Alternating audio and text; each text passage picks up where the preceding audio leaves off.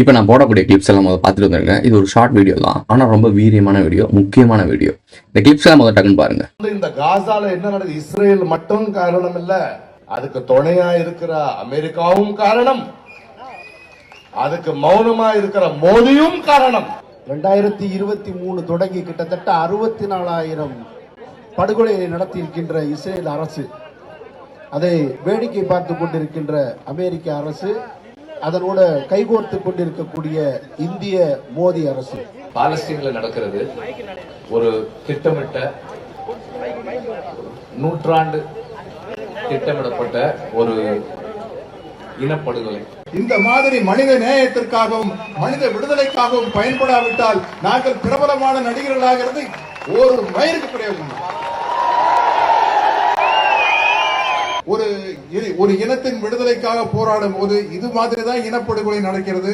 இப்படித்தான் இலங்கையிலே தமிழீழ மலர வேண்டும் என்பதற்காக பாடுபட்ட நம்ம தமிழீழ சகோதரர்கள் கொடூரமாக கொல்லப்பட்டார்கள். இவங்க எல்லாம் பேசின வார்த்தைகள் நல்லா நோட் பண்ணி பாருங்களேன். எல்லாருமே பாலஸ்தீனத்து மனிதர்களுக்கு மனித குலத்தை காப்பாற்றி அவங்க வந்தா இவங்களாம் தேவ புனிதர்கள். அமீர் என்னன்னா இவர் கூட ஜபர் சாதிக்கா இந்த கோலமாவு ஓனர் அவர் கூட கனெக்ட்ல இருந்தவர். இவங்க எப்படிலாம் சினிமாக்காரங்க எப்படிலாம் பாருங்களேன். இவங்க எப்படிலாம் ப்ரொடக்ஷன் கம்பெனி ஆரம்பிச்சவங்க. ப்ரொடக்ஷன் கம்பெனி எதுக்கு ஆரம்பிச்சாங்க? இப்போ நிற்கிறது டிஎம்கே மேடையில் டிஎம்கேவோட ஒரு சில பணங்களை இங்கே உள்ளே கொண்டு வந்து ப்ரொடக்ஷன் கம்பெனின்ற பேரில் இப்போ கூட ரவி மோகனா ஜெயம் ரவி மோகனா மாறிட்டாப்ல. இவங்கெல்லாம் நிமிஷத்துக்கு பேரை மாற்றுவாங்க. சரி, ரவி மோகன் வந்து ஒரு ப்ரொடக்ஷன் கம்பெனி ஆரம்பிக்கிறாரு. ப்ரொடக்ஷன் கம்பெனி ஆரம்பித்தோடனே 10 படம் பண்ண போகிறாராம். எங்கிட்ட இருந்தாலும் உங்களுக்கு காசு வருது? நீ தான் சொல்கிற மாமியார் சொத்துல தான் வாழ்ந்துட்டு இருக்கேன், மாமியார் தான் சோறு போட்டுச்சு, மாமியார் விட்டு வெளியே வந்துட்டேன், வரும்போது என் கார் மட்டும் தான் கொண்டு வந்தேன், வேறு எதுவுமே நான் எடுத்துகிட்டு வரல, என் சொத்து புத்து எல்லாம் மனைவிட்ட கொடுத்துட்டு தான் வந்தேன், இந்த படம்லாம் ஓட்டினேன், இப்போ எங்கேருந்து காசு வந்துச்சு? உன் பாடகி துணை மனைவி இருக்காங்களே அவங்க வந்து கொடுத்தாங்களா? எப்படி அஜெண்டா பேஸ்டு திடீர்னு வச்சு ஆரம்பிப்பாராம். ஒரு பெரிய ஃபங்க்ஷன் நடத்துவாங்களாம். அந்த ஃபங்க்ஷனில் அந்த லோகோ வந்து சிங்க லோகோ வச்சுட்டு ஆரம்பிப்பாங்களாம். லோகேஷ் கனகராஜ் வரவங்க ஃபுல்லாக ப்ரொடக்ஷன் கம்பெனி ஆரம்பிக்கிறீங்க, ஃபுல்லாக பினாமிஸ், வெளியே இருக்கிறத உள்ள ஒயிட்டாக மாற்றுறதுக்கு. இதை யோசிக்க மாட்டேன். சரி, அதில் விஷயம் கொஞ்சம் பேசுனது பார்த்தீங்கன்னா எல்லாம் இப்போ இனப்படுகொலை பற்றி கடைசி பிரகாஷ்ராஜ் எப்பா தமிழ் மனிதருக்காக போராடக்கூடிய ஆட்கள் இவருக்கு என்ன பண்ணுறாங்க அப்படின்னா தமிழ் ஈழத்தை பற்றி பேசுகிறாங்க. இப்போ வரப்போதுன்னு நம்ம சொல்லியிருக்கோம். ரீக்ரியேட் 2006 2009 வரைக்கும் நடந்த ரீக்ரியேஷன் 2026 2029 வரைக்கும் நடக்க போகுதுன்னு சொன்னோம். இது எப்படி நடக்கும்? ஏன் நடக்கும்? ஐயோ அப்படிலாம் இல்லை, கான்ஸ்பிரசி.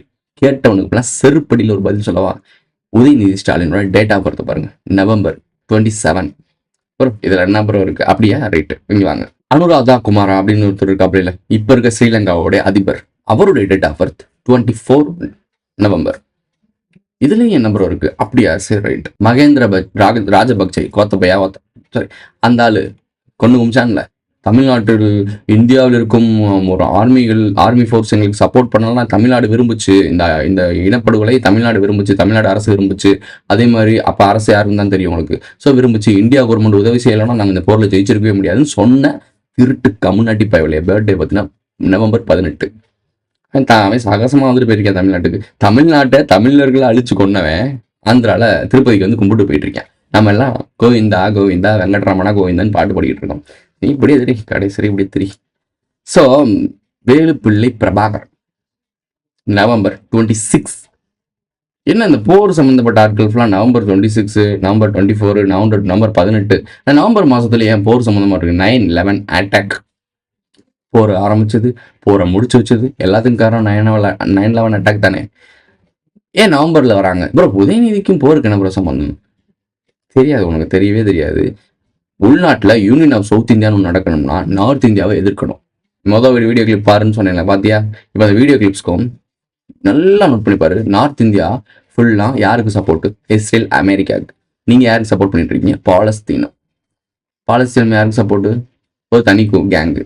ஸோ இதை வச்சு பார்த்தீங்கன்னா சவுத் இந்தியா பாலஸ்தீனம், நார்த் இந்தியா இஸ்ரேல். புரியுதா? டிபேட் ஆயிடுச்சா? இதுல யூனியன் ஆஃப் சவுத் இந்தியாவுக்கு ஒரு பிள்ளையார் சொல்லி போட்டாங்களா? இது இப்போ நடக்கிறது வெறும் பிள்ளையார் சொல்லி. இனிமே பாருங்க, இவங்களோட மூவ்மெண்ட்லாம் நல்லா நோட் பண்ணி பாருங்க.